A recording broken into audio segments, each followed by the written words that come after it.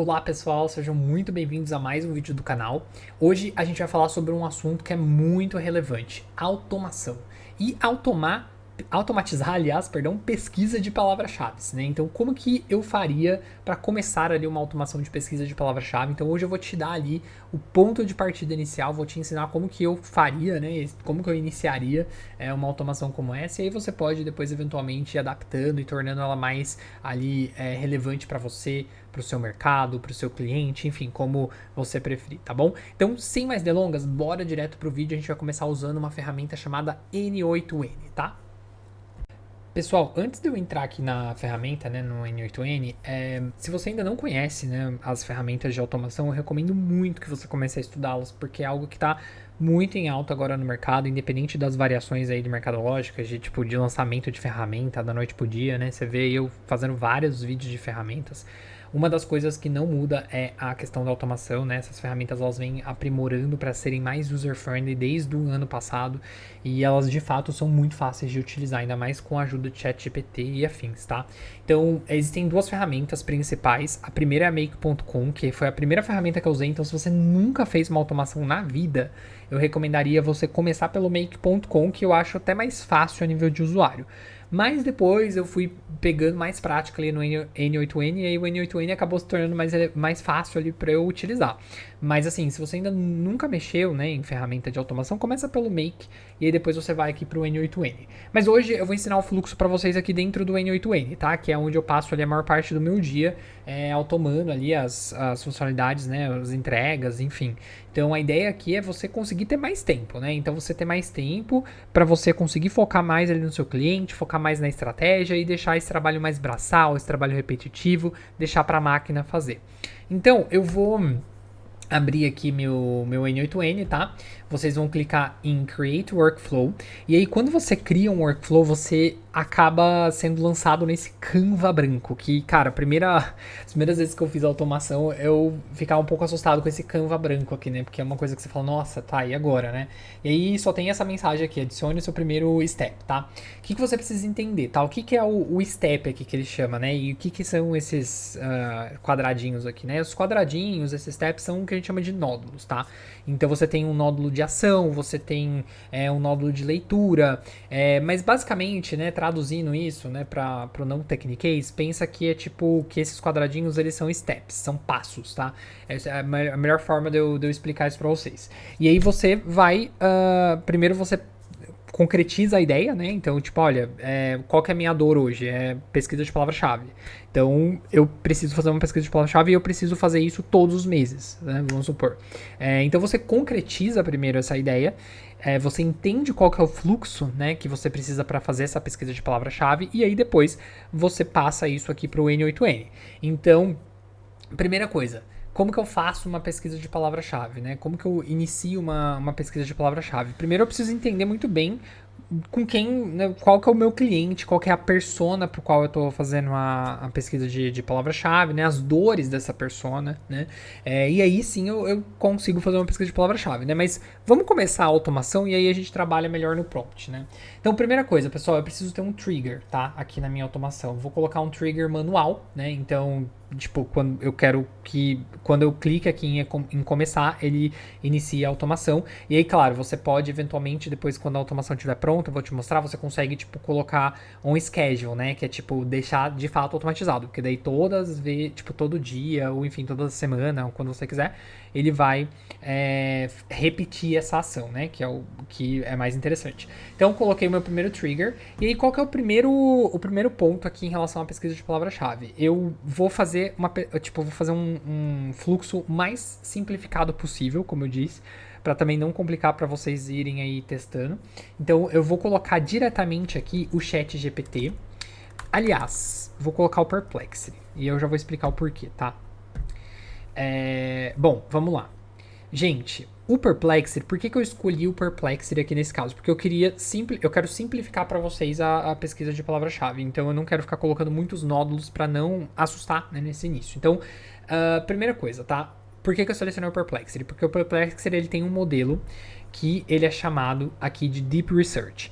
Esse modelo de Deep Research do Perplexity, ele consegue fazer pesquisas na SERP, né? Então ele consegue, tipo, basicamente, se eu pedir para ele aqui pesquisar as últimas notícias, enfim, tipo, o que tá ranqueando mais sobre um tema específico na SERP, ele consegue, sei lá, no Google validar o que tá ranqueando. Então, por isso que eu escolhi o Perplexity, tá? Porque pensa que eu quero a fórmula mais simples possível para fazer uma pesquisa de palavra-chave. Então, coloquei meu trigger, coloquei aqui o Perplexity, já a gente volta no Perplexity ali para trabalhar melhor o prompt. E aí eu preciso de uma forma para fazer com que depois que eu tenha essa pesquisa de palavra-chave do Perplexity pronta, passar isso para algum lugar, né? Eu preciso ter tipo um Google Docs, um Airtable, né? Uma planilha, tá? Então vou colocar aqui uma planilha do Google Docs. Bom, então vou colocar aqui o nódulo de Google Sheets, tá? Vou colocar aqui Google Sheets. E aí vou colocar... Vamos simplificar, né? Então vamos deixar aqui um de update, append or update, né? Que é tipo basicamente tipo adicionar ou fazer o update, né? Desse sheet, tá? E aí, vou dar um salvar aqui, just in case, beleza. Bom, vamos lá. Então, vamos trabalhar no prompt aqui do Perplexity, tá, pessoal? Então pensa assim. Se você fosse uma pessoa do marketing, enfim, que estivesse trabalhando ali com uma agência de SEO ou com um analista de SEO, enfim, que seja. Como que você orientaria essa pessoa a fazer essa pesquisa, tá? Então, primeira coisa, você precisa descrever o que ele é, né? O que essa IA é, tá? Então eu vou descrever aqui pra ele, tá? You are a SEO specialist, tá? E pessoal, a razão pela qual eu escrevi em inglês é porque isso facilita muito na leitura, tá? Da IA. Você pode, se você não se sente confortável ali, né, na escrita, você pode primeiro escrever em português, passar no ChatGPT, enfim. Mas eu sempre escrevo aqui em inglês diretamente para ajudar ali nesse processo da IA, tá? Então, até porque se você escrever em outra língua, ele vai ter que traduzir primeiro, aí depois, então se você escreve em inglês, já facilita.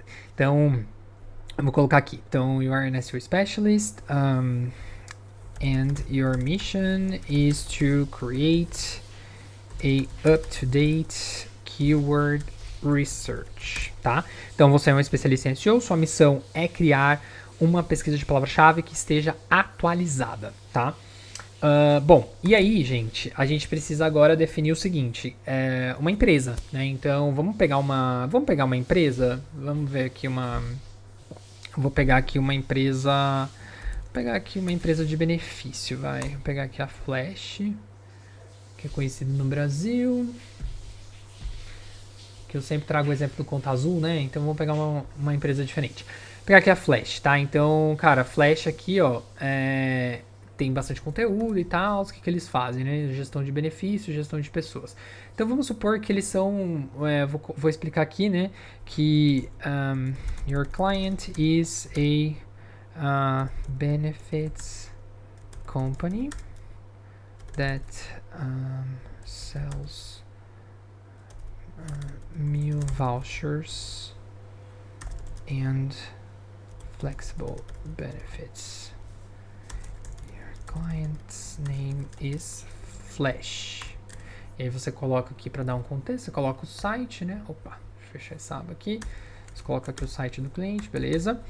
Então vamos dar uma olhada no nosso prompt, como que tá ficando, né? Então você é um especialista em SEO, sua missão é criar uma pesquisa de palavra-chave up-to-date, né? Your client is a benefit company that sells meal vouchers and flexible benefits. Eu vou colocar HR benefits, né? Só para deixar mais claro, mas enfim, você pode depois aprimorar isso. E aí, você coloca aqui, ó. You need to select. Vamos colocar, sei lá, 5 termos. Não, 6 termos, vai. 6 keywords for the blog content calendar for this client. In each output, you will need to bring. E aí você coloca em cada output, ou seja, cada vez que você for fazer essa atividade, que você for processar essa atividade, o que você precisa me trazer? Você precisa me trazer uma target keyword, vou colocar aqui uma target keyword. Você precisa me trazer também briefing, né? Briefing. O que mais que você precisa me trazer? Uma target keyword, um briefing, category, content category. Eu acho que pra gente dar um start, eu acho que é isso. Um ponto muito importante que eu esqueci de colocar aqui em cima, né? Como eu tô trabalhando com uma empresa, com exemplo, no Brasil, então eu vou colocar aqui. Your output needs to be in PTBR, né? Português Brasil. Sempre definir o Brasil ali, porque senão ele pode entender que é português de Portugal. Your client is a HR benefits companies. You need to select 6 keywords blog content calendar for this client. Bom, vamos voltar um pouco aqui e vamos definir um pouco melhor essa estratégia, tá? Como vocês sabem, em SEO, enfim, conteúdo, né, estratégia de conteúdo, de qualquer forma, a gente geralmente trabalha com uma estratégia que ela é definida por funil, né? Funil do quê? Funil do marketing, né? Então, no funil do marketing, a gente tem lá topo, meio e fundo, né? Então, você precisa explicar também qual que é a lógica estratégica que está sendo adotada no blog desse cliente, né? Então, vou supor aqui que a Flash, né, fazendo uma pesquisa ali, eu vi que a Flash, ela tem bastante conteúdo de topo de funil. Então, eu vou colocar aqui, your selection needs to be based in keywords from tofu, mofu and bofu. Ou seja, sua seleção precisa ser baseada em palavras-chave de tofu, né? Ou seja, topo do funil, meio do funil e parte de baixo do funil. Focus 80% of the selection in tofu. 10% in mofu and 10% in bofu, né? Então, basicamente, eu tô falando para ele aqui, olha, eu quero que você me traga bastante palavras-chave de topo de funil, né? E aí eu preciso definir para ele, mais ou menos, eu preciso dar um exemplo ali, uma coisa mais clara para ele do que seria, né, isso que eu tô falando, né? Então, I'll give you, here's some examples.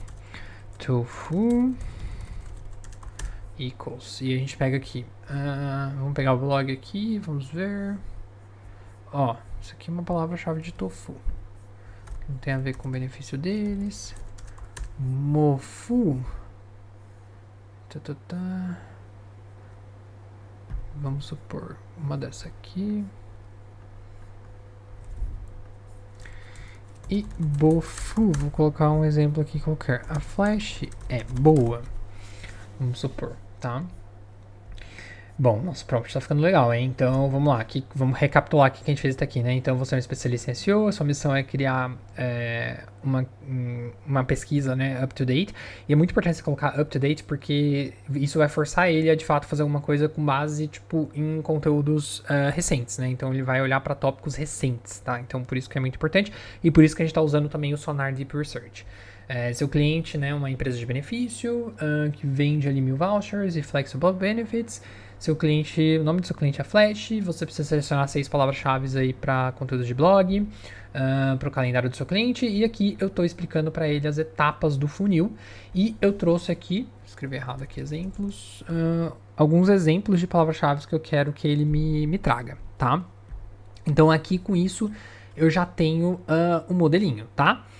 Um ponto muito importante, pessoal, esqueci de falar, né? Mas quando você coloca o nódulo, né, pela primeira vez, você precisa fazer primeiro uma conexão, tá? Você vai clicar nesse lapisinho aqui e vai conectar com a sua API do Perplexity. Se vocês precisarem de ajuda nesse sentido, me deixem nos comentários aí que eu faço um vídeo depois explicando mais a fundo, tá? Então, beleza. Eu tenho aqui o meu módulo do Perplexity pronto. Vamos ver se vai funcionar. Uma coisa legal aqui também, né? In each output, you need to bring... Eu vou colocar aqui, ó. Stage of the funnel. Né? Ou seja, se é tofu, mofu ou bofu, né? Content briefing. Só deixar mais definido. Content category. Vou colocar um exemplo, tipo RH, gestão, stage do funil. Bofu. Mofu, tofu, target keyword, tá. Bom, prompt bem simplesão, tá? Vamos ver se ele vai executar. Vou colocar aqui, executar. Opa, deixa eu ver aqui. Deu um probleminha aqui deu um código de erro. Vamos ver. Deixa eu dar um pause aqui, gente, porque eu acho que é minha conta do Perplexity. Só um minutinho.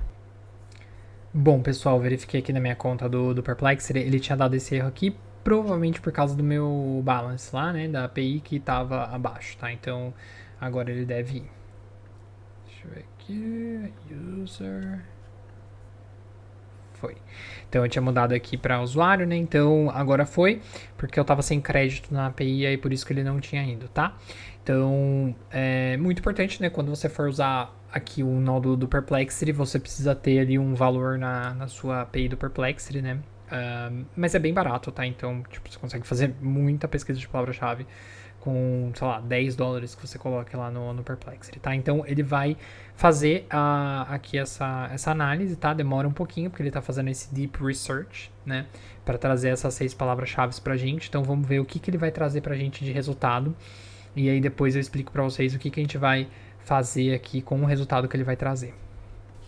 Pessoal, nesse meio tempo, enquanto ele está fazendo aqui a pesquisa, vamos abrir um arquivo no Google Docs, tá? Então, você abre aí um arquivo no Google Docs. E aí, sabe aqueles campos que a gente colocou, né? Que eu quero que ele retorne? A gente vai pegar aqui e vai colocar exatamente do mesmo nome, tá? Então, vou pegar aqui, ó, Target Keyword. Vou pegar aqui o Content Briefing. Vou pegar aqui o Stage of the Funnel. E vou pegar aqui o Content Category. Categoria do conteúdo. E aí, vou só dar uma... Beleza. Bom, e aí agora a gente vai aguardar ele terminar aqui, vamos ver. Bom, já foi. Opa, já foi. Deixa eu ver se ele me trouxe. E aí, aqui a gente entra. Vou mostrar pra vocês, né, o que ele tá trazendo aqui, tá? Basicamente, né, aqui é o seguinte, o output, gente, não se assustem, ele vai trazer aqui, tipo, um monte de informação, né, citations é, tipo, são são ali os resultados que ele acessou na SERP, aqui são os search results, né, então, literalmente, ali os resultados que ele analisou, e aqui, tá vendo que ele trouxe aqui pra gente, né, várias palavras, só que tá tudo embolado, né, tá vendo que ele não tá, tipo... ele não trouxe tipo numa forma estruturada, né? Então o que a gente vai fazer nesse caso, tá? A gente vai recorrer ao famoso GPT. E aí vou mostrar para vocês aqui, né? E essa é a lógica que vocês têm sempre que utilizar, né? Então tô num problema aqui, tipo, em vez de travar, vou pro ChatGPT. E aí aqui, gente, no ChatGPT, a gente vai colocar o seguinte, olha, deixa eu pegar aqui o exemplo. Vou pegar aqui no ChatGPT e eu vou explicar o seguinte. I'm building a end-to-end automation and the output is coming out like this.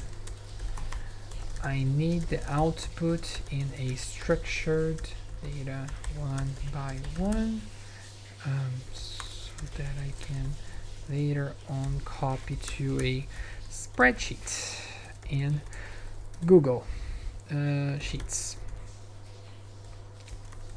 Give me the code to a note.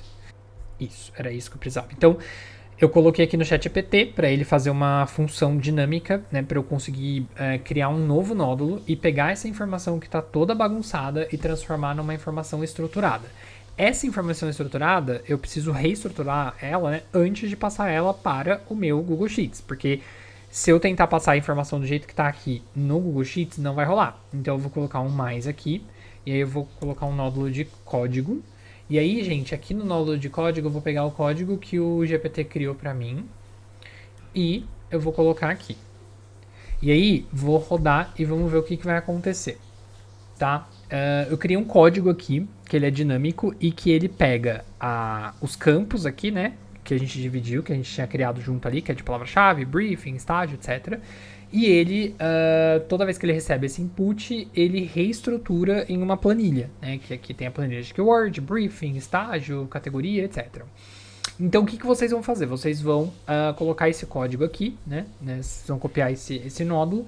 E aí, uma vez que esse nódulo, ele tiver com esse código aqui, você executar, você consegue ver que ele me trouxe aqui os resultados já estruturados. Uma vez que eu tiver isso, aí eu consigo mapear esses resultados estruturados para minha planilha aqui no Google Sheets, né? Tem minha planilha aqui, então eu coloquei o nódulo do Google Sheets, você conecta ali o Google Sheets, e aí, gente, aqui eu vou procurar o nome da planilha. Então, a planilha é pesquisa de palavra-chave, Perplexity, pesquisa de palavras-chave, Eu vou colocar aqui.